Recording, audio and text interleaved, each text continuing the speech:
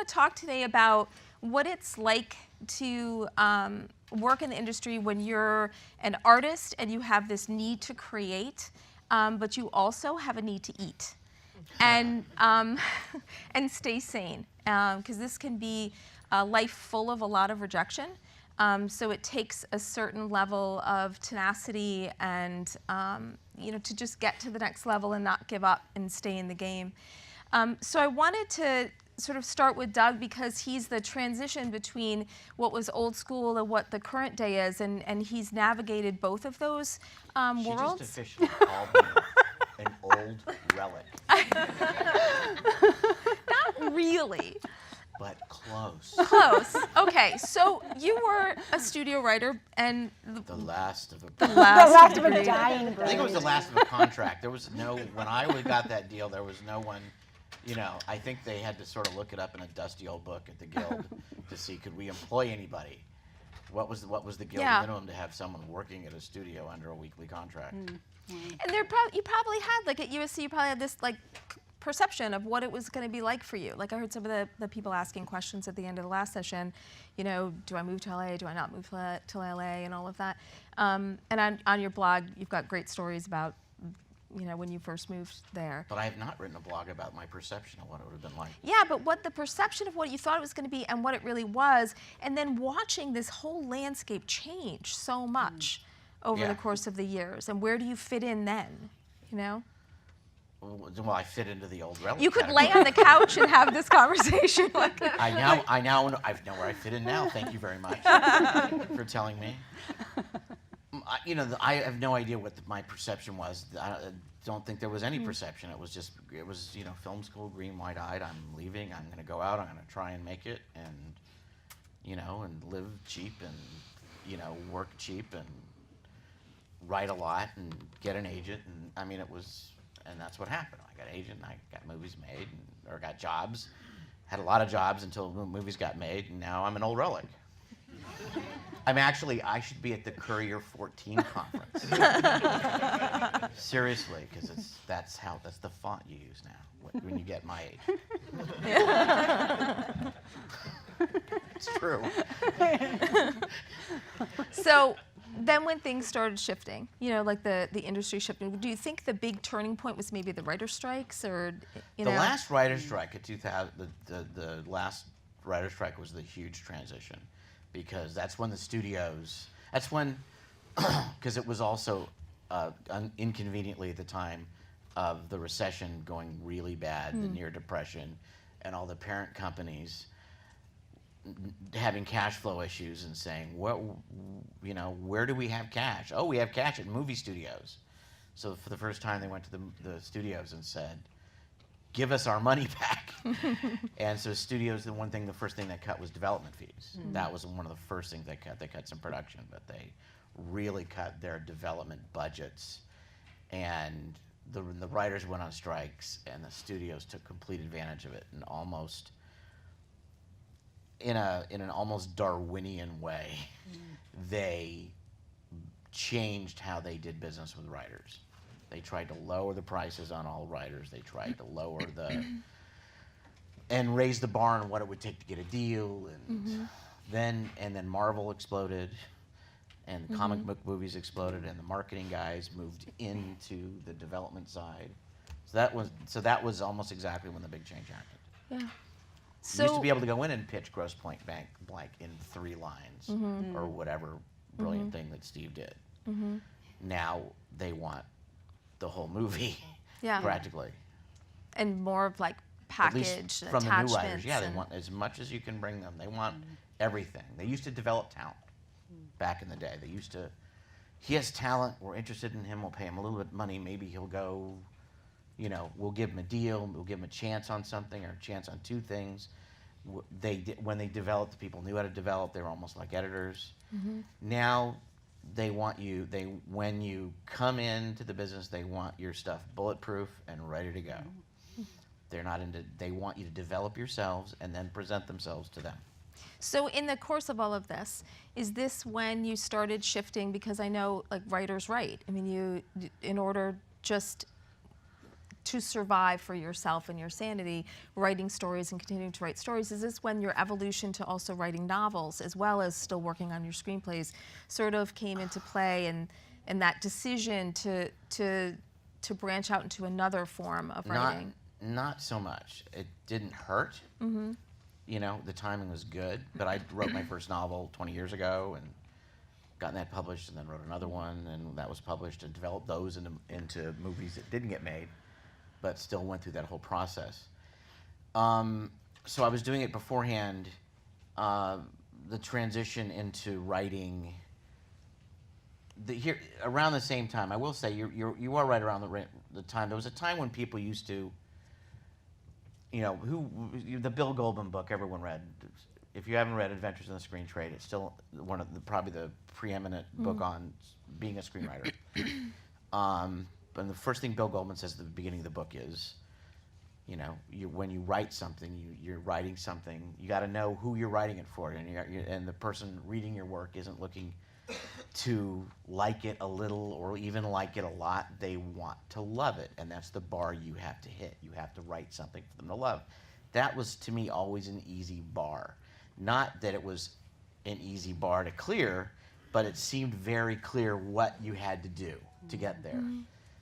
What did change around the time of the recession, and this all went on, and the marketing people moved into development and stuff like that, and what has led me more to writing books, is that I began to understand writing for people, writing something so someone loves it isn't necessarily the bar anymore.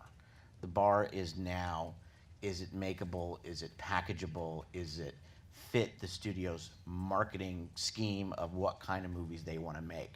The people reading the screenplays, I like to say, are no longer reading it to love it. They're quantifiers. And so they're reading to quantify your thing, whether it's a reader or an agent or a manager or a producer. Everyone's looking to kind of attach themselves to it as it goes along up the line and help re-quantify it into something that is a marketable movie. Those, to me, aren't really fun readers to write for. Where if you write books, you're writing for people who actually want to read. And that was my main reason to go writing books. And one of the things I talk to writers about too is, you know, I'm going to talk about web series and fellowships, but I think it's important to stretch your muscles as a writer, and Hollywood loves intellectual property.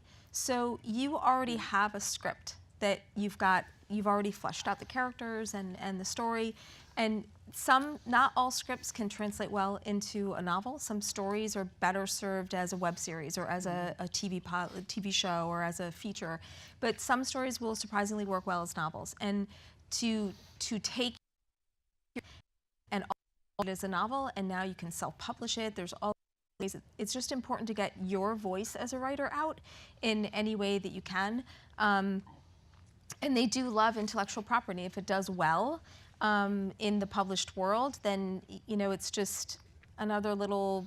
not just the published world, but the web world. Yeah, the thing. Exactly. Mm-hmm. So it's you know, don't just stick to writing feature scripts, you know. So Rebecca, I want to talk to you about the web series, because you know, like when you started out, did you think you were did you want to just aspire to be a TV writer or a feature writer, or you know, your expectation of when you started and then shifting into, well, maybe I'll do these web series things, you know, and independent films?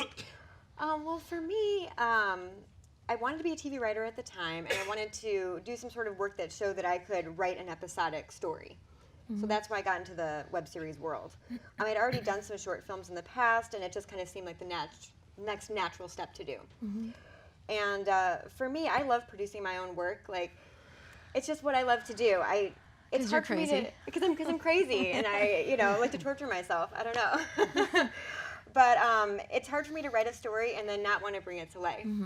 So I like to be involved in every part of it, from the conception of it to writing, directing, producing. I do everything. What do you think is the most challenging part? Is it raising the money? Yes, I would say raising the money is probably the hardest part, unless you're going to self-finance it. I like to do everything super on the cheap. So I don't worry that much about money. For me, it's finding locations. Okay. LA, for those of you who want to move to LA, if you want to produce your own work, might want to stay here for a while. It's a little bit hard to produce in LA. They're very film savvy everywhere you go. Everyone knows about, you know, insurance, and they want location fees, and, you know, there's a whole rigmarole you have to go through. Yeah. Whereas here, when I was making short films here, people would literally like roll the red carpet out.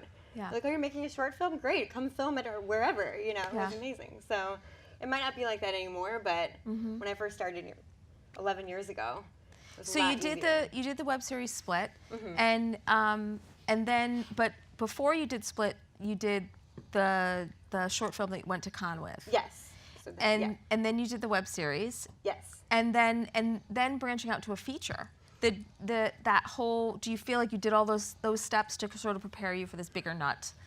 The feature was kind of a surprise. Well, my husband was getting his MFA in filmmaking, and they had a feature track that they added on to his program. Okay. And so he decided to go and take the feature track. He was on the GI Bill, so he was able to go to school, you know, basically for free on the GI Bill. He was in the Air Force. And So go into the military. to go in the military.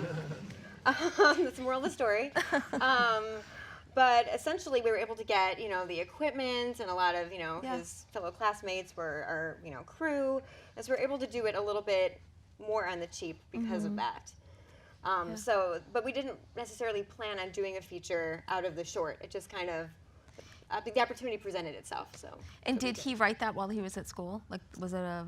He already had it. Yeah, so that was part of the curriculum. So he had to write the feature film. He wrote a first draft, but was really struggling with it, and then asked me to come in, and we like redid the entire story.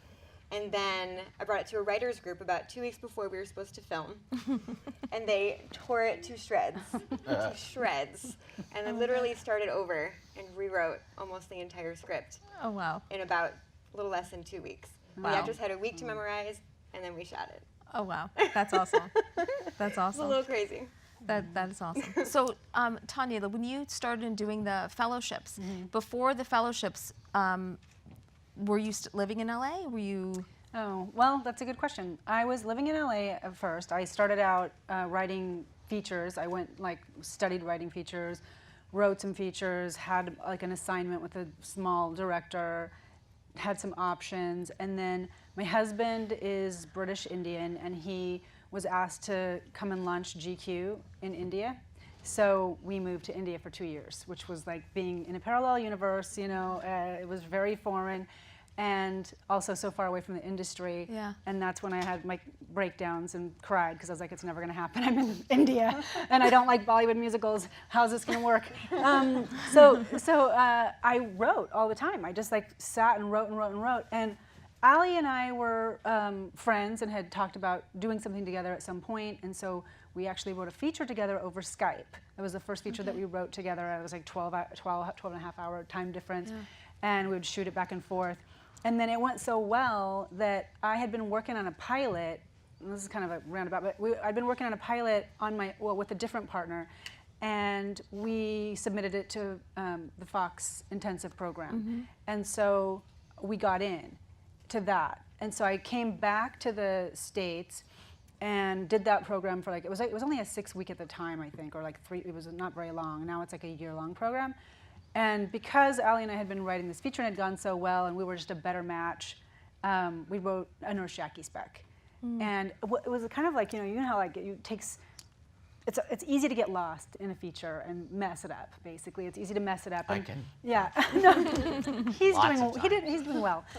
But writing a TV pilot and writing a spec seems so much easier, and definitely writing a spec because they've already done all that hard work, all the heavy lifting.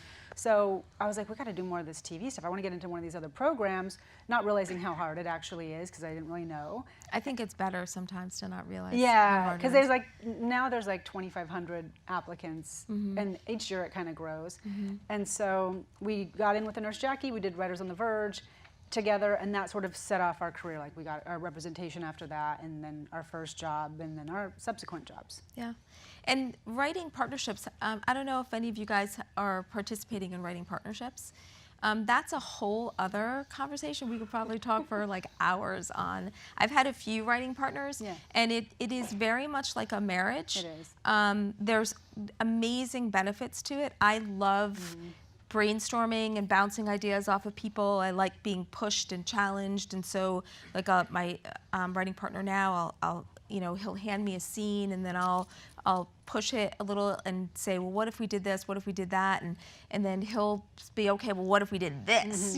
And there's something really cool when you can get it right and find the right partner. It's a beautiful thing. When you find the wrong partner, it is a horrible version of thing. hell. Yeah, it is horrible. And then something to also really keep in mind, now, like, Tanya's work is forever tied to Allie, and they are judged based on Tanya and Allie. And if nobody knows, it's sort of like, someone described it once to me, it's sort of like this little black box. Like, you put the two writers in this box, and you can't see what they're doing in there. You have no idea who's writing, who's, just sitting back drinking some whiskey, or, whatever, and you don't know who's really, I'll probably be the one drinking whiskey, and you never know who's really producing the work or how much each one is doing. So they don't know how to judge you individually. So so it's really, really important to choose wisely, in that you could be married to this person and your work is attached to them forever. And if you break up, all of that work is useless. Yeah, you have to start over. You got to start all over. So just be mindful of Or that. do both at the same yeah, time. and do both. Or write some of your stuff yourself. Also write stuff as a partnership. I'm writing some novels while we're working on our scripts. The limited series that I have for Slavery by Another Name is something I'm doing still with the author of the book, because it's an adaptation of a book that won the Pulitzer Prize. And so there's lots of different things you have to be, and if you're going to be in a partnership, just make sure you understand that it is a marriage in terms of your scripts, but it doesn't have to be a marriage in terms of that you're bound to them creatively, and you can still work on other things of your own. Oh no, my partner's bound. I bound her. No. She's attached forever. So one of the things too that I think is important is having that sort of creative outlet where while you're trying to hustle and get produced and survive in the industry with something bigger, a regular job, being staffed or whatever, that a lot of writers find that just having a blog is a way to have a little bit of a voice about yourself. Like, I had the Balls of Steel blog on Script Magazine. I met Doug. I'm sure most of you are on Twitter. I met Doug on Twitter, and he started reading my Balls of Steel blog and thought, who is this chick? And we were friends for like 6 months, like Twitter friends. We were like Twitter friends for like 6 months. I have a whole article about finding screenwriting mentors up on the site where I talk about that, like how he became a mentor of mine. And I never asked him to read the script. He was reading my blog and reading my stuff and said, this girl can tell a story. I'm curious what her script is like. And so it's a nice way to have some sort of a platform for people to see what you can do as a writer, and also your contact information and all that stuff. Seriously, if you write, what made me want to read her screenplay was I read her blog and I said, she can write. How bad can her script be? It can't be that bad. No, seriously. It was skillful, it was tight, it was entertaining, it made its points. And that is a significant entree for people. Yeah. You'd be surprised how much and how interested someone can get in you as a writer by reading something that's maybe not your screenplay, or your spec pilot, but if it's instead something that merely entertains them, that gets them interested, they'll flat out meet with you based on 1,000 words of something you wrote that you got them to read if you posted it online, and it. Yeah, and like if you're a comedy writer, like make sure it makes them laugh, and all of that stuff. Also, if you want to sort of change the course of your career, like if you're known for a certain thing or you're doing a certain thing and you want to change it up, we wrote a short story that was like more in line with the kind of thing that we wanted to do. It was very character driven, it was dark, it was period, and it was just a short story, and it has gotten us a lot of meetings and a lot of attention. Oh, that's great. So, which is nice because it also was a lot easier than writing a whole pilot, but. Just a little bit. And the other thing that she just actually said, Tanya just said, which is really smart, she then just proved that she's not a one-trick pony, which they like, because they love to put you in a box. Yeah, that's true. It's like, you're the funny guy, you're the action guy, you're the this and the that. For a while, I was one of like the 3 or 4 action guys in Hollywood, got all the offers, wrote a lot of stuff, and I didn't, before I wrote Die Hard, I hadn't written an action movie. And suddenly I'm like an action guy, and I used to write other stuff.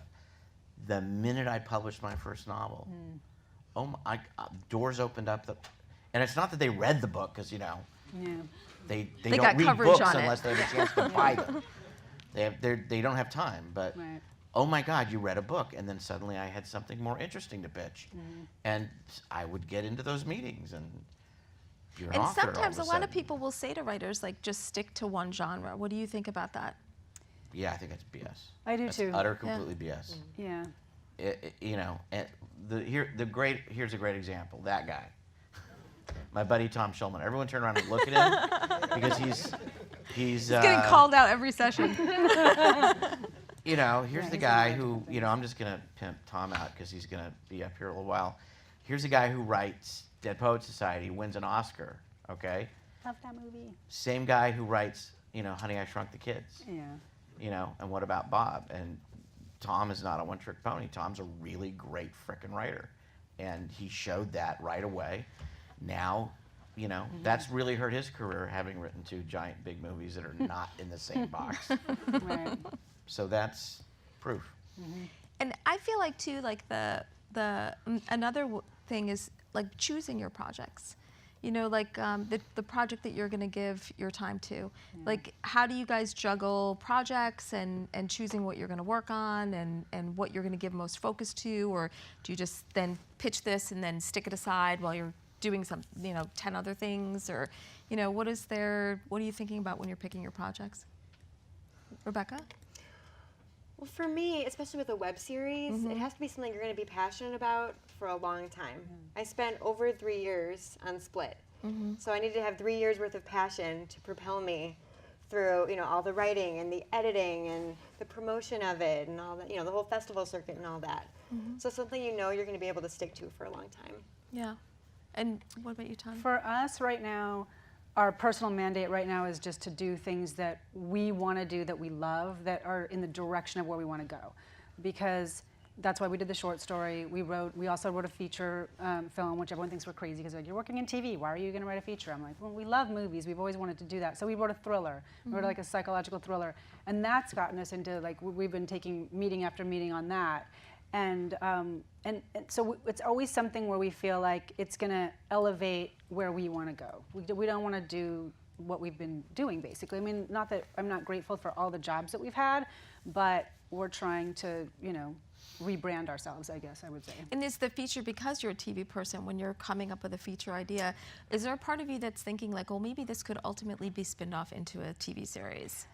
No. Or no? No, but I did think maybe this could be a novel. And actually, as we've gone into all these meetings and everyone has said, to your point, they want IP, they're like, well, if you ever have an article or a book that you're interested in, let us know and we'll option it for you. And they're like, what are you working on next? And so we'll pitch them our idea and they'll say, that sounds really, really cool. Would love to see it when you're finished writing it.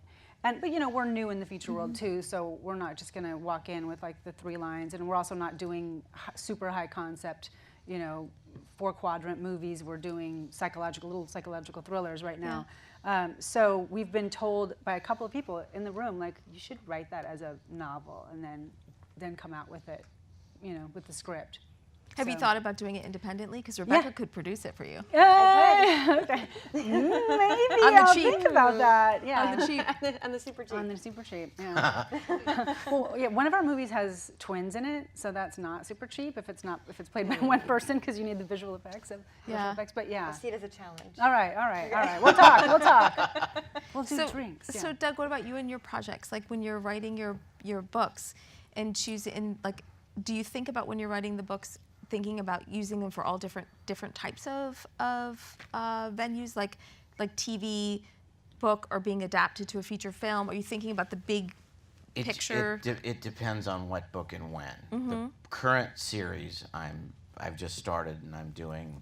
I'd love it.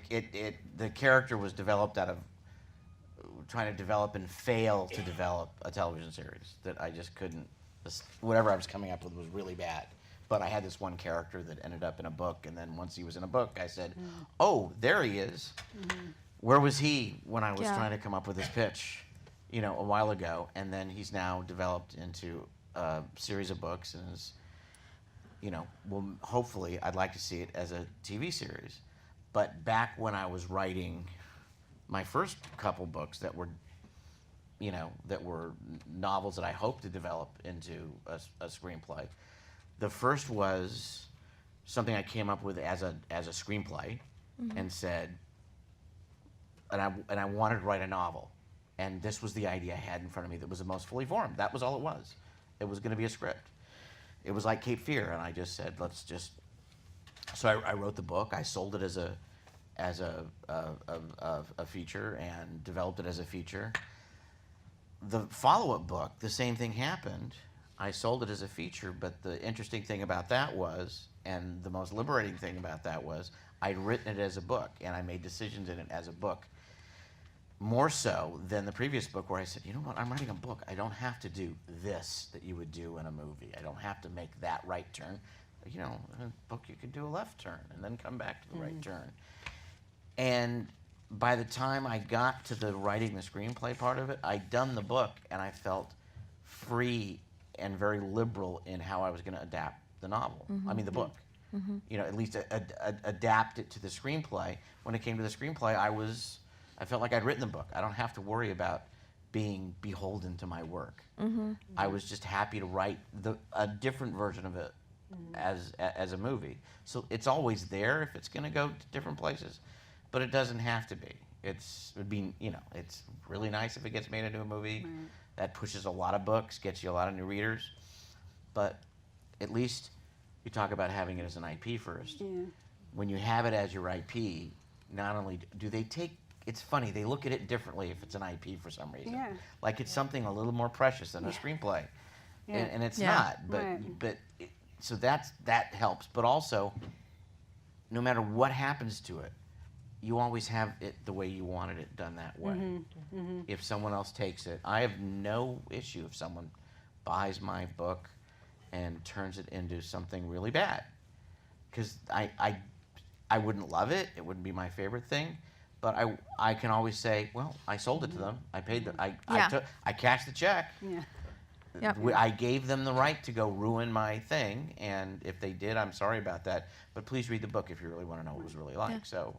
And I think too, just upsides all the way around. And experimenting, telling your story in a different way. Like, writing it as a book, it does for you, and then you write it as a script. And for me, like when we adapted Slavery by Another Name, we did it as a feature film. And then last summer, I was like, let's make it into a miniseries. And so we turned it into a 10-hour miniseries, which was so much fun, and realized this is what we should have done years ago. And it's so. But there's nothing I don't regret having made that choice when I made that choice, because there's things that I learned as a writer along the way in every single draft that I did.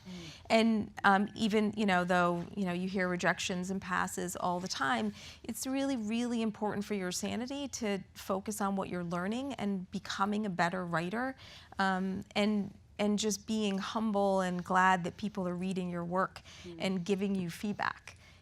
So let's talk. We only have a few more minutes before we're going to do a Q&A. So let's just talk a little bit about like surviving the rejection aspect of it, because it could really, break your little heart.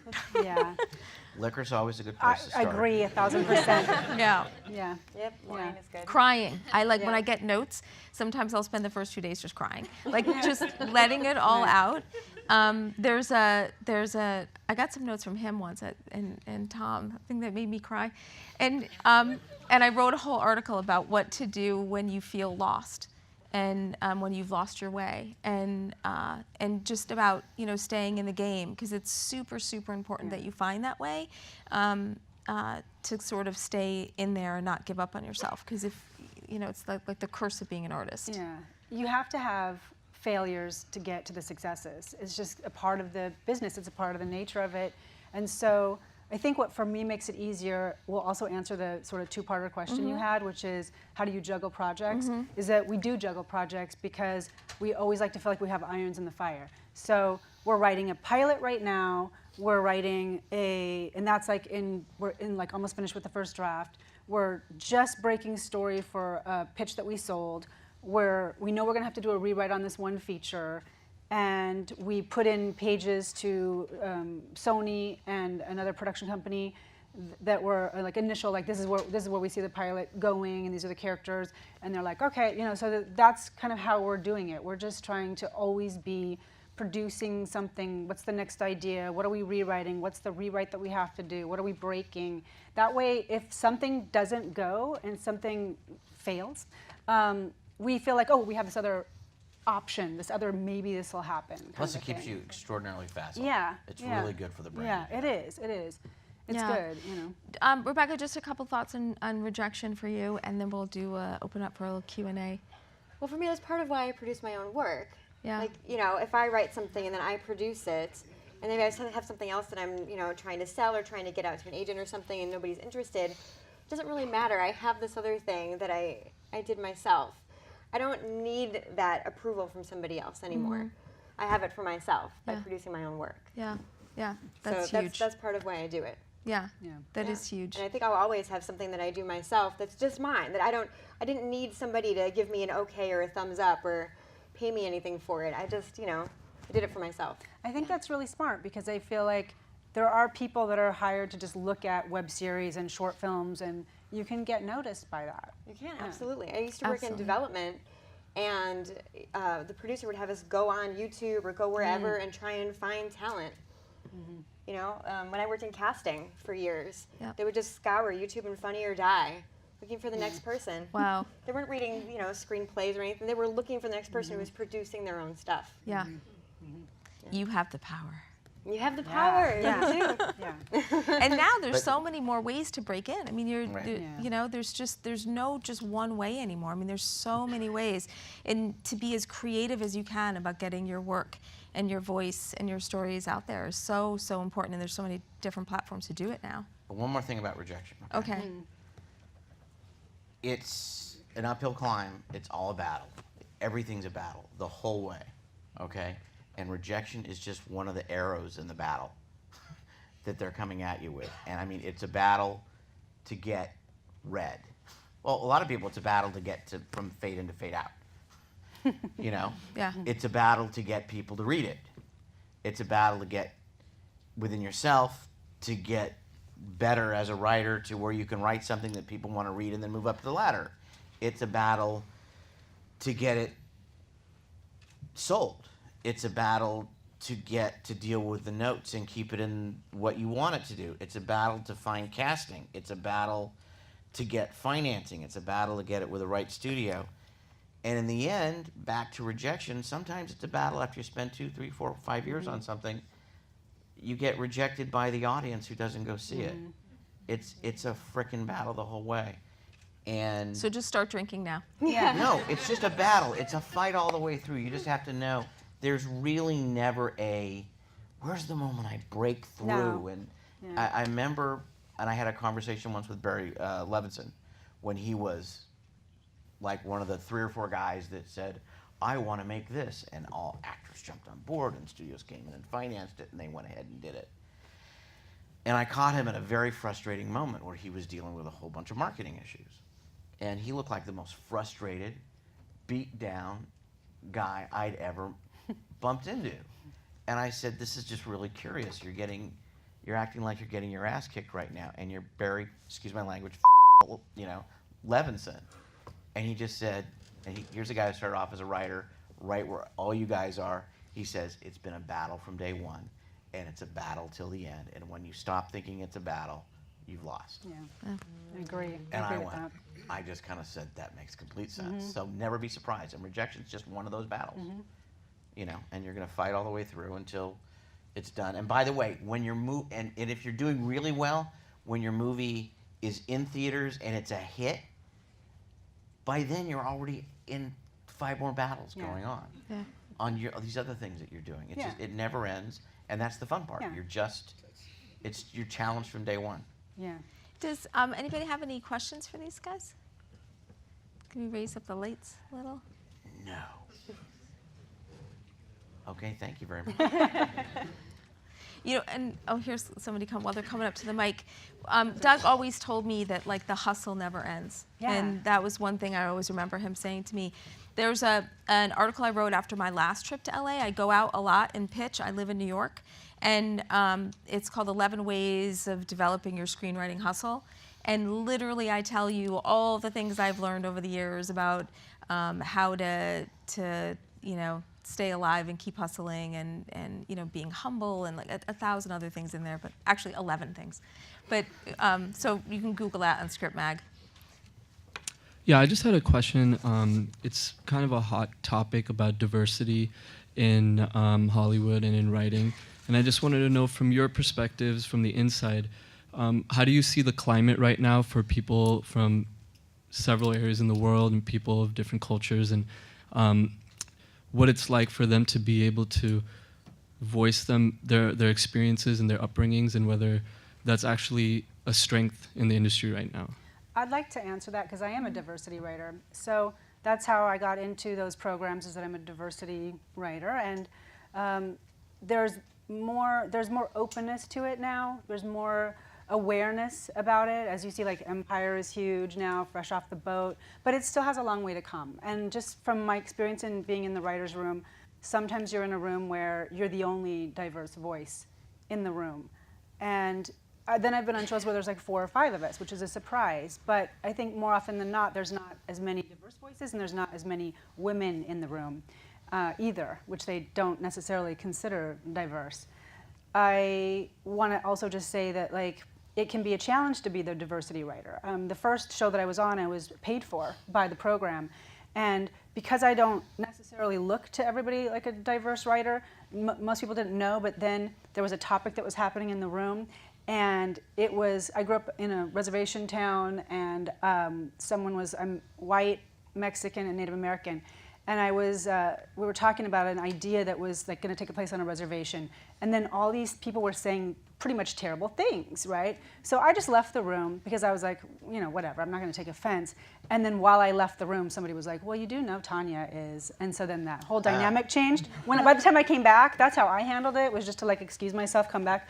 But sometimes people will think that because you're the diverse writer, you're not as talented, which is not true, because there's a zillion really talented diverse writers that have never had their shot yet, or people that are working. So there can be a stigma to that. Since then, I haven't had a diverse job, and I think the thing is that we all feel we have to work harder to prove ourselves. Yeah. And I can also speak from the perspective of pitching a black story. As a white girl from upstate New York, it's been very interesting over the course of the years, the 7 years I've worked on this project, the different things I'm hearing from people, executives in the room now. It's a much nicer conversation now than it was years ago. And even in one of my last meetings, it was pitching to a woman who heard, it's like it's a story about slavery post-Civil War, a lot of black men in the roles, but her concern was like, well, what are the women roles? Like, what kind of women roles do you have? Well, they weren't really arresting a lot of women, but still that it mattered to her, and that I had already said, well, look, this 10-hour miniseries, we have this female role, this female role, this female, we had thought about that in developing the story to make sure that we were hitting those marks. I think, writers are really thinking about that more in the terms of the roles that they're writing for. I personally think one of the mistakes that people are making with female roles is they feel like in order to have a strong female protagonist, she has to be kicking somebody's ass, physically, and there's a lot of other better ways you can make someone a strong person. Cookie and Empire. But it's fun to watch. Yeah, I guess. Yeah. Can I add something? Because I want to defend Hollywood as an industry, and then also light the match. Okay? It is a business based on fear. Really, really, they're scared people in those jobs. Owned by large parent corporations who want to see their quarterlies growing, okay? So fear-based businesses, in that circumstance, they're going to cut the corners off of everything and make really safe choices. Give me a Marvel movie. That's what it is right now. Give me the pre-marketed, digested thing. So you don't get anything new out of that, and eventually it's gonna implode, or it's gonna eat itself from the inside in that regard.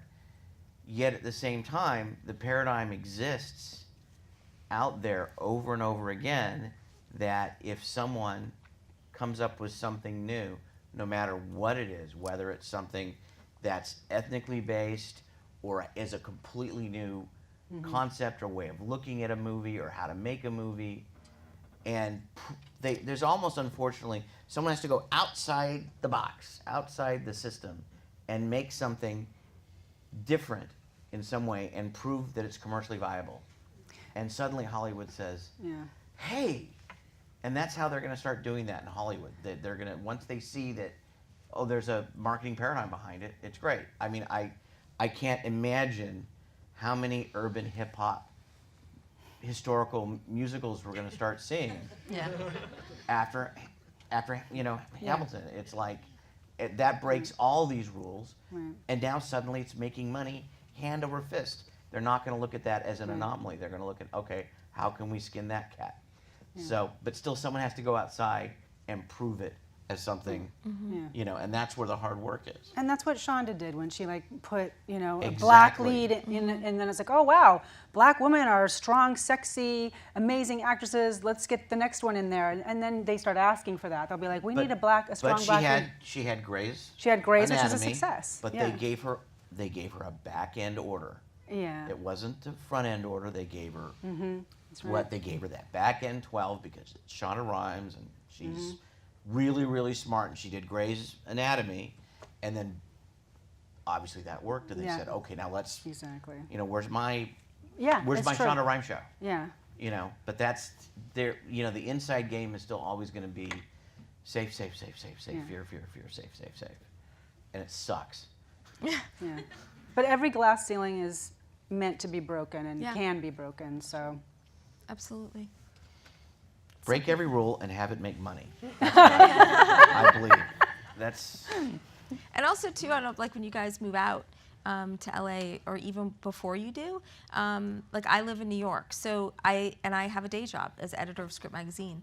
It's if you can find a day job that you can have some sort of aspect in the touching in the industry and make connections and network with people. And so I interview people because it's scientifically proven that if you let someone talk about themselves for 30 minutes, they will have warm and fuzzy feelings about you. So swear to God. And so, okay, so maybe you don't have the platform of Script Magazine, but you could always query me. But you can have your own blog and you could interview writers. Everybody loves to talk about themselves, and writers, we don't get to talk about writing. Like it's everybody's about, they want to talk to the director, they want to talk to the stars, so anything you can do to network with people and talk to them and find some way to, make a living while you do it and be able to eat is awesome. I was going to say, I also have a day job, and if you can find a day job that not only helps you make connections, but helps make you a better writer. Like through writing for Script Mag for 3 years, I got hired to be a professional blogger through an ad agency. So now I blog for other companies. So now I get to write full time, make a living, eat, and then do the filmmaking on the side. And so you never know where your blog writing might lead you. And I work from home in my pajamas, and so I can write in the morning and work. They don't care as long as I get my work done. So finding something that gives you some flexibility that you can keep your creative time sort of locked in for yourself. So I want to thank everybody very much for being here. Thank you guys. Thank you guys.